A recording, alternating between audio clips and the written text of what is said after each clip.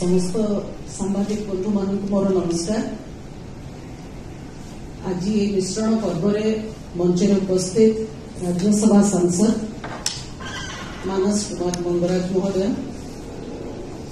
पूर्वतन सांसद बालेश्वर रवींद्र कुमार जेना महोदय, राज्यसभा सांसद डॉक्टर सस्मित पाठक, मोर पुराणा कलिग बीजेडी मुखपात्र डॉक्टर प्रियव्रत माझी, आज आपण माने एते खोला हृदय मते बिजु जनता दल रे ग्रहण करथिबारु आपण मानकु धन्यवाद जणाउछि। मो भारतीय जनता पार्टी छाड़ी आज सकाळे राज्य सभापति को इस्तीफा देई एबे बिजु जनता दल रे विधिवत भाव में मिसिबी।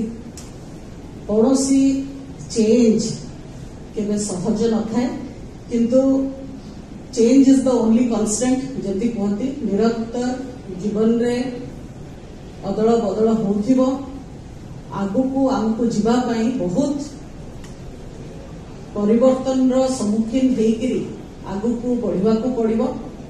मो दीर्घ 10 वर्ष भारतीय जनता पार्टी को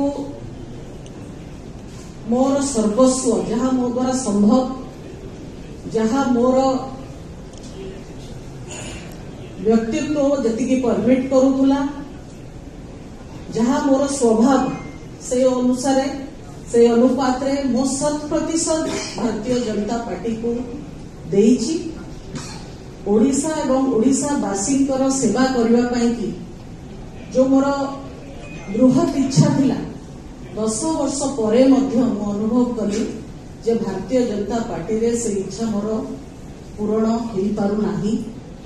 कोठी ना कोठी एते परिश्रम तो समस्त अन्य माने भी करूचंती, किंतु एते कमिटमेंट रो सह काम कला परे भी दलर नेतृत्व पाखरे मु आस्थाभाजन हो पारि ना।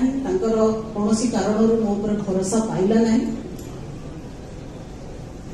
एवं अनुभव कली जे मो पाई मो काम भारतीय जनता पार्टी सहित बोधे एतिकी थिला। आउ सेठी मोर काम सरी जाइथिला, आउ काम करिवार सुजोग नथिला। तेणु आगु को बढ़िबा पाई ओडिशा रे जो विकास रो स्रोत बहुची, माननीय मुख्यमंत्री ओडिशा रो लोकप्रिय मुख्यमंत्री माननीय नवीन पट्टनायक महोदय विकास यात्रा रे सामिल होवा पाई निष्पत्ति नेले एवं दल मते खोला हृदय रे खोला मन रे स्वीकार करिथिबारु ग्रहण करथिबारु माननीय मुख्यमंत्री को मु अशेष धन्यवाद जनाऊँगी, कृतज्ञता जनाऊँगी। ता सहित ओडिशा रे 5T रो जो काम होउची, 5T रो अध्यक्ष श्री वी.के. पांडियन को मध्य धन्यवाद जनाऊँगी दल रे मते ग्रहण करिथिबारु। दलर संगठन संपादक श्री प्रणव प्रकाश दास को मध्य धन्यवाद जनाऊँगी। ओडिशा रा अस्मिता पाई जो निरंतर माननीय मुख्यमंत्री परिश्रम ओडिया जाति को विश्व स्तर रे परिचित करिया पाई कि जो उद्यम रही से उद्यम को प्रशंसा करने सह उद्यम रे मु अनुप्राणित होगी मु निजे मध्य से काम रे गुंडुची मूषा भली टिके बाली झाड़ीवार भूमिका निर्वाह करने को चाहूँगी एवं मते दल जो काम रे लगेबो, जो काम दब मु से काम खुशीर सह करी। ओडिशावासी सेवा करिबा मोर राजनीति को आसीबा पछरे प्रथम एटा ही उद्देश्य थिला।